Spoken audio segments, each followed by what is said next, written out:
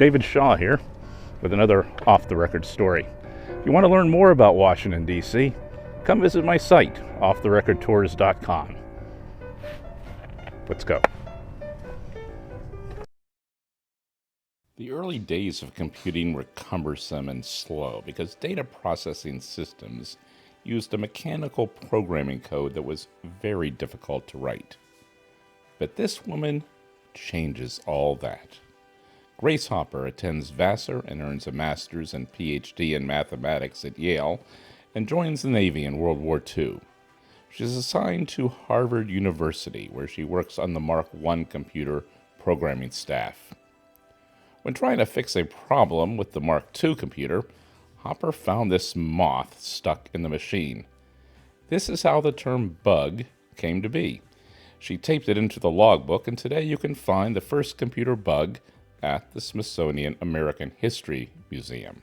Hopper believed that programming would be easier if the program could be written in English, which the computer could translate into code. Against all expectations, she did just that, and this language was eventually called COBOL, and it was a mainstay in business programming until the end of the last century. Hopper tries to retire from the Navy in 1966 and 1971, but both times she's called back to active duty. In 1985, she was promoted to Rear Admiral, one of a very few women ever to hold that rank. She stays on well past retirement age by a special act of Congress. Finally, after 42 years, she was able to retire in 1986. She dies in 1992 and is buried here at Arlington National Cemetery with full military honors.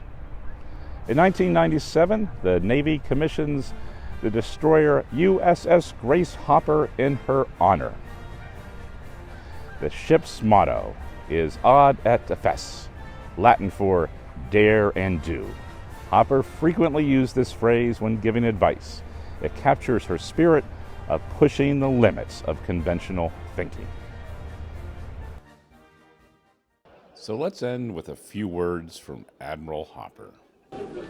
So then I went to Canada to speak at the University of Guelph, and I had to go through immigration at the Toronto airport. And I handed my passport to the immigration officer, and he looked at it and looked at me and said, "What are you?" And I said, "United States Navy." He took a second real hard look at me, and then he said, "You must be the oldest one they've got." Well, I hope you enjoyed that off-the-record story. If you want to learn more about Washington, D.C., things seen and unseen, arrange your tour of your nation's capital at offtherecordtours.com. Until then, I'm David Shaw.